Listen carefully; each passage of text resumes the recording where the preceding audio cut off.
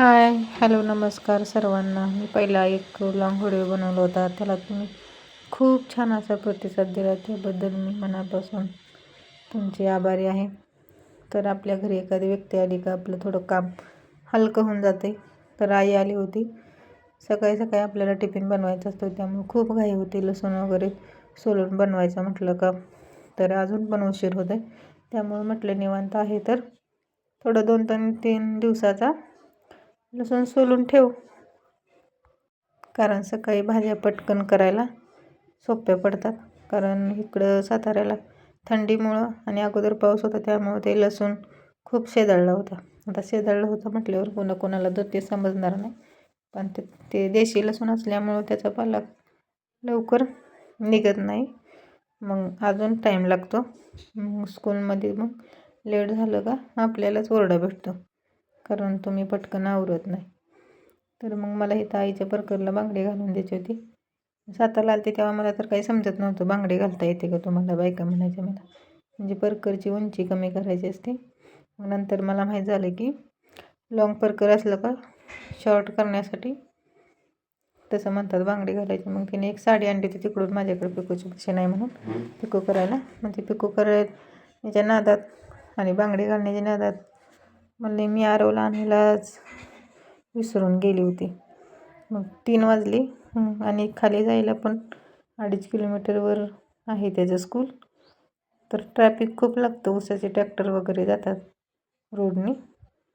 मग पटकन मी निघून गेली आणि आरवला घेऊन आली. आरवला आणल्यावर तुम्हाला तर माहीतच आहे, आरवला दुपारी आलं का खायला लागतं. कारण मॅगी पिझ्झा वगैरे असलं काही मुलांना द्यायलाच नाही पाहिजे. आपलं घरचंच पोहे, नाश्ता, शिरा वगैरे हेच बनवून देते मी तर त्याला.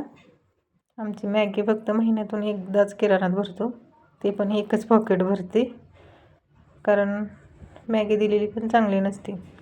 मग आईने गावाकडनं आणलं होतं हे दही बनवून, तर त्याला म्हणलं छानपैकी अशी लस्सी करूया. मग लस्सी बनवली आम्ही दोघांनी, मस्तपैकी पिली. आईला दिली नाही, कारण तिला पित्ताचा त्रास असल्यामुळं ती काही पिऊ शकत नाही.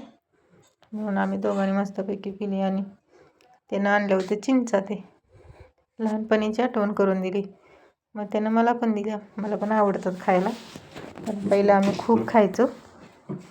मग मला जायचं होतं लगेच बाजारात, 5 वाजले होते. मग मोकळे केस सोडले का गाडीवर खूप गुंता होतोय, म्हणून म्हटलं चला वेणी घालून जाऊ. आणि हा मी अंगातला ड्रेस बांधणीचा मी स्वतःच शिवलेला आहे बघा. कसा वाटतोय मला कमेंट करून सांगा. आणि कटिंग वगैरे पाहिजे असली तर मला कमेंट करत जावा, कटिंग दाखवा म्हणून, मी तुम्हाला दाखवून देईन. बाजारात जायच्या अगोदर म्हटलं चहा पिऊन घेऊया, कारण बाजारात नाही येईपर्यंत मला खूप वेळ होईल, 7 वाजतील. चहाला काही दूध वगैरे नव्हती, म्हटलं चला ब्लॅक टी करू. आणि त्यामध्ये लिंबूचा रस थोडा पिळून टाकला, कारण हे शरीरासाठी चांगलं आहे. मग बाजारातून येताना मी दूध आणलं होतं, मग ते गाळून तापायला ठेवलं.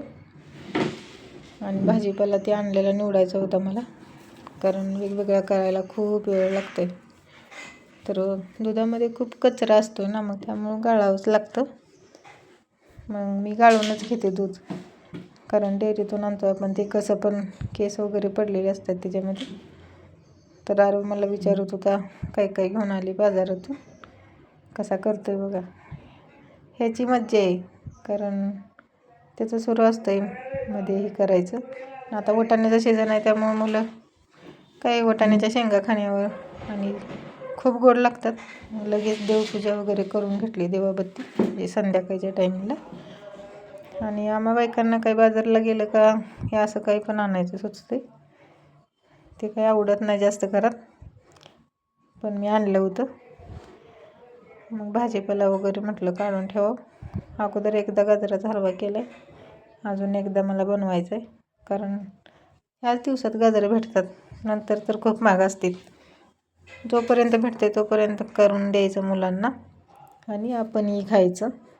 मग चला म्हटलं मुलांना खूप वेळ झाला आहे, मला स्वयंपाक बनवायचा आहे, तुम्ही मला भाजीपाला निवडू लागा.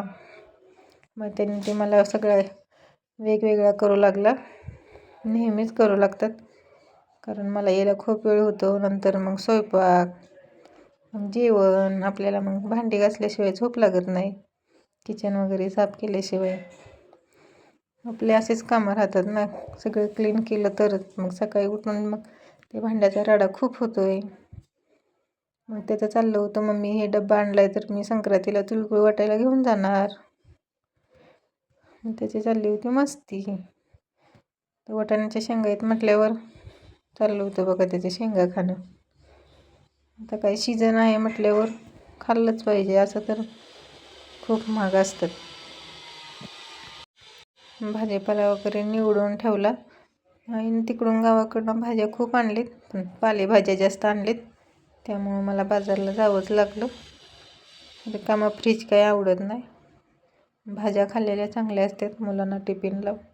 रोज भाजी चपातीच देते मी, फक्त शनिवारी सँडविच वगैरे डोसा चालतो. स्वयंपाक वगैरे छान बनवलं बघा. फ्रीज पूर्ण भरलेलं आहे, ठेवायला सुद्धा जागा नाही, एवढं गच्च झालेलं आहे. मस्त असे भजे वगैरे केले होते, कांदा भजे, जिलेबी वगैरे आणली होती. असं बाजारचा फील येत होता, कारण खूप दिवसातून भजे खाल्ले होते. आणि जिलेबी पण सोबत, भाकरी आणि वांग्याची भाजी बनवली होती. जेवण वगैरे केलं छान. असा होता आजचा दिवस. बाय.